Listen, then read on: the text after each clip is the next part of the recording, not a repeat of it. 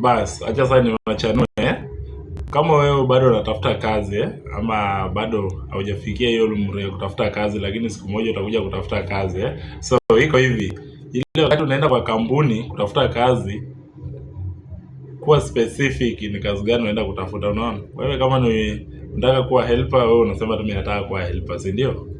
Wewe kama unataka kuwa mtu fulani, wewe sema hivyo.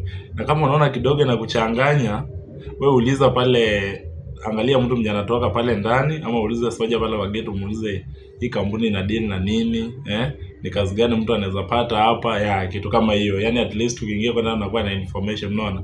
Si ati unaenda tu hivi kidogo amekupea nafasi ya kuingia reception, wanakudirect kwa HR. Ukifika huko anasema mimi nataka tu kazi yoyote. Haya, hiyo umechoma mbaya sana Hii mambo ya kazi yoyote hii achana nayo Hii kazi yoyote hii wanaonanga ni kama wewe sasa ushapotea Kama unaona tuseme hauna skill yoyote, hauna kitu, wewe sema tu wewe unataka kuwa helper, unaona? Atakuelewa Juu helper hapa sasa ndo at least anaona umetumia jina mzuri, lakini kusema kazi yoyote hiyo anaonanga ni kama si jina ya maana So ukishaingia pale kama helper hiyo ni entry level. Sasa umepenya, umeingia ndani Ukifika huko ndani, wewe jifunze kazi.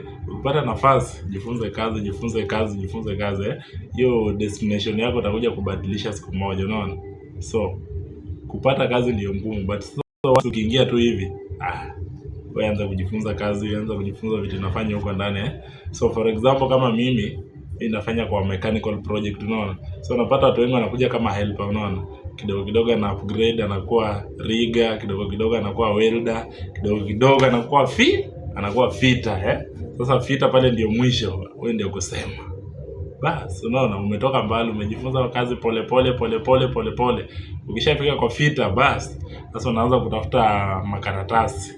Kama unaingia shule pale, unabook mtihani, kwa mtihani yako unaipiga safi, unapata karatasi. Sasa hivi ndio umeinuka uko na skill. Unajua sasa hii kwa hii maisha kitu skill ni kitu ya maana sana. Ukiwa na skill mtu hawezi kunyanyasa, unajua ile kitu unatafuta, unaona? So wewe jifunze na hiyo.